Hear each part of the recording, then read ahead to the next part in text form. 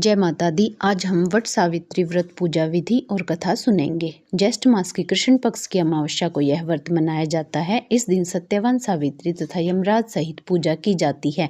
उसके बाद फल का भक्षण किया जाता है। यह व्रत रहने वाली स्त्रियों का सुहाग अचल होता है। सावित्री ने इसी व्रत के प्रभाव से अपने मृतक पति सत्यवान को यमराज से जीत लिया था। मिट्टी से सावित्री सत्यवान तथा भैंसे पर सवार यमराज की प्रतिमा बनाकर धूप, चंदन, दीपक, रोली, फल, केसर से पूजा की जाती है तथा सावित्री सत्यवान की कथा सुनी जाती है। कथा: मद्र देश के राजा अश्वपति के पुत्री रूप में सर्वगुण संपन्न सावित्री का जन्म हुआ। राजकन्या ने धूमतसेन के पुत्र सत्यवान की कीर्ति सुनकर उन्हें पति रूप में वरण कर लिया।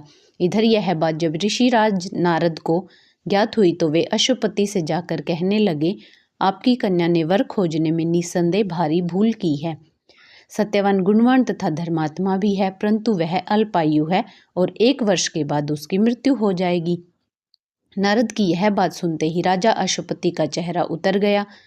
उसने विचार करके अपनी पुत्री को समझाया कि ऐसे अल्पायु व्यक्ति के साथ विवाह करना उचित नहीं, इसलिए कोई अन्य वर चुन लो। इस पर सावित्री बोली, पिताजी, आर्य कन्याएं एक बार ही पति का वरण करती हैं। राजा एक बार आज्ञा देते हैं, पंडित एक बार प्रतिज्ञा करते हैं तथा कन्यादान भी एक बार ही किया जाता है। चाहे जो भी हो, मैं इन्हें ही अपना वर स्वीकार करूंगी। सावित्री ने नारद से सत्यवान की मृत्यु का समय मालूम किया। उसके बाद दोनों को पाणी ग्रहण संस्कार में बांधा गया। वह ससुराल पहुंचते ही सास ससुर की सेवा में लग गई। समय बदला। ससुर का बल क्षीण होता देख स्त्रियों ने उनका राज्य छीन लिया। नारद का वचन सावित्री को दिन प्रतिदिन अधीर करने लगा। उसने जब जाना कि पति की मृत्यु का दिन नजदीक आ गया है, तब 3 दिन पूर्व से उपवास शुरू कर दिया। नारद द्वारा कथित निश्चित तिथि पर पितरों का पूजन किया। नित्य की भांति उस दिन भी सत्यवान अपने समय पर लकड़ी काटने के लिए चला तो सास ससुर की आज्ञा से सावित्री भी उसके साथ चली गई। सत्यवान वन में पहुंचकर लकड़ी काटने के लिए वृक्ष पर चढ़ गया। वृक्ष पर चढ़ते ही सत्यवान के सिर में असहनीय पीड़ा होने लगी। वह व्याकुल हो गया और वृक्ष से नीचे उतर गया।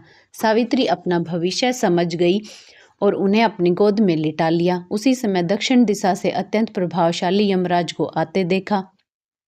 धर्मराज सत्यवान के जीव को लेकर चल दिए तो सावित्री उनके पीछे चल दी। पहले तो यमराज ने उसे दैवी विधान सुनाया, परंतु उसकी निष्ठा देखकर वर मांगने को कहा। सावित्री बोली, मेरे सास ससुर वनवासी हैं तथा अंधे हैं, आप उन्हें दिव्य ज्योति प्रदान कर दें।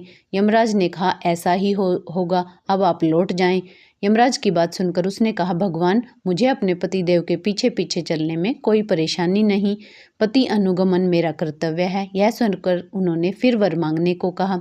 सावित्री बोली, हमारे सास ससुर का राज्य छीन गया, उसे वे पुनः प्राप्त कर लें तथा यम धर्मपरायण हों। यमराज ने यह भी वर देकर लौट जाने को कहा, परंतु उसने पीछा न छोड़ा। अंत में यमराज को सत्यवान का प्राण छोड़ना पड़ा तथा सौभाग्यवती को 100 पुत्र का वरदान मिला। सावित्री को यह वरदान देकर धर्मराज अंतर्धान हो गए। इस प्रकार सावित्री उस वट वृक्ष के नीचे आई जहाँ पति का मृत शरीर पड़ा था।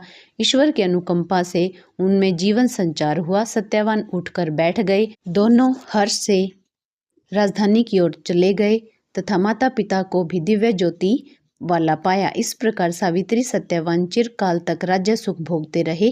यह व्रत सुहागिन स्त्रियों को अवश्य ही करना चाहिए। हर हर महादेव। जय माता दी।